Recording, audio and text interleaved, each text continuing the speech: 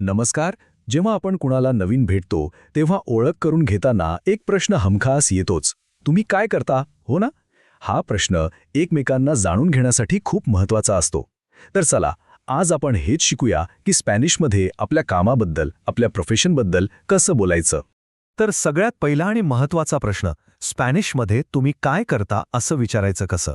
समजा आपण एखाद्या स्पॅनिश व्यक्तीला भेटलो आणि त्यांच्या कामाबद्दल जाणून घ्यायचंय, तर नेमका कोणता प्रश्न विचारायचा? याच प्रश्नाचं उत्तर आपण आज शोधणार आहोत. ठीक आहे, तर प्रश्न कसा विचारायचा ते बघूया.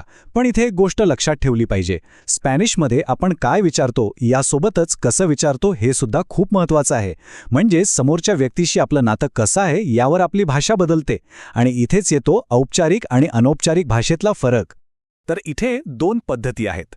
पहिली आहे अनौपचारिक, म्हणजे आपल्या मित्रांशी, ओळखीच्या लोकांशी बोलताना तेव्हा आपण विचारू शकतो आके ते देदिकास किंवा एनके त्रबाखास. आता दुसरी पद्धत आहे औपचारिक, म्हणजे अनोळखी व्यक्ती, वयस्कर माणसं किंवा कामाच्या ठिकाणी बोलताना तेव्हा आपण वापरू आके से देदिका किंवा एनके त्रबाखा. यातला मुख्य फरक लक्षात घ्या.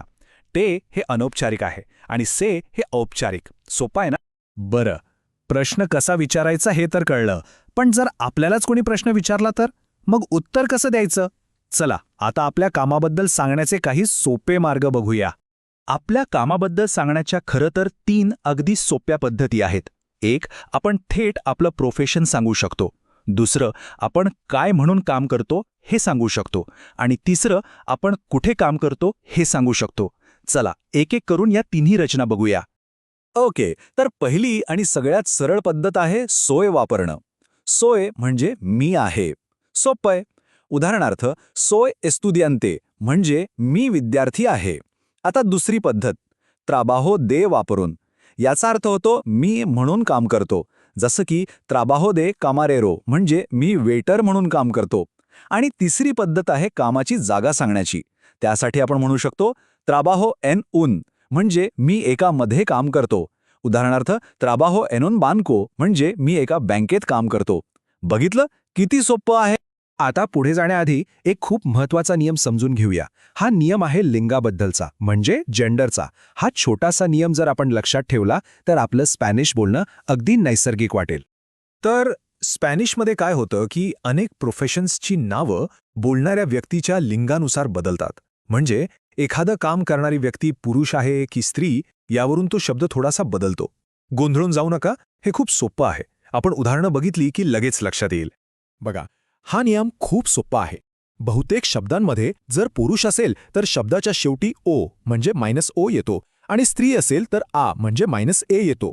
उदाहरणार्थ, पुरुष शिक्षक असेल तर प्रोफेसर, पण महिला शिक्षक असेल तर प्रोफेसोरा. तसंच पुरुष शेफ असेल तर कोसिनेरो आणि महिला शेफ असेल तर कोसिनेरा. पाहिलंत, फक्त शेवटचं अक्षर बदलतं. पण थांबा, तुम्हाला माहीत आहेच, प्रत्येक नियमाला काही ना काही अपवाद असतोच. तर इथेही तोच प्रकार आहे. काही प्रोफेशन्सची नावं अशी आहेत जी पुरुष आणि स्त्री दोघांसाठी सारखीच राहतात, अजिबात बदलत नाहीत. उदाहरणार्थ, एस्तुदियांते हा शब्द घ्या. याचा अर्थ विद्यार्थी पण होतो आणि विद्यार्थिनी पण होतो. किंवा पेरियोदिस्ता म्हणजे पत्रकार. मग तो पुरुष पत्रकार असो किंवा महिला पत्रकार, शब्द पेरियोदिस्ता हाच राहतो. हे शब्द दोन्ही लिंगांसाठी सारखेच वापरले जातात. चला तर मग आपण आत्तापर्यंत जे काही शिकलो त्याचा एक छोटासा सारांश घेऊया. याला आपण आपली संभाषण स्टार्टर किट म्हणू शकतो. म्हणजे बोलणं सुरू करण्यासाठी सगळ्यात महत्त्वाच्या गोष्टी. सगळं काही लक्षात नाही राहिलं तरी चालेल, पण या 2 गोष्टी नक्की लक्षात ठेवा.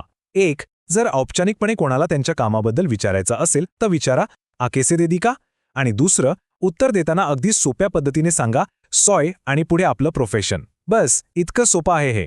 आणि लक्षात ठेवा, ही वाक्य शिकणं म्हणजे फक्त व्याकरण किंवा शब्द पाठ करणं नाहीये. एका सुंदर पर्शियन म्हणीप्रमाणे एक नवीन भाषा म्हणजे एक नवीन जीवन. प्रत्येक नवीन शब्द, प्रत्येक नवीन वाक्य आपल्याला एका नवीन जगाशी, नवीन लोकांशी आणि त्यांच्या संस्कृतीशी जोडतं. तर स्पॅनिशमध्ये संभाषण सुरू करण्याची किल्ली आता आपल्या हातात आहे. आता खरा प्रश्न हा आहे की ही किल्ली वापरून आपण संवादाचे कोणते नवीन दरवाजे उघडणार आहोत आणि कोणासोबत एक नवीन ओळख करून घेणार आहोत.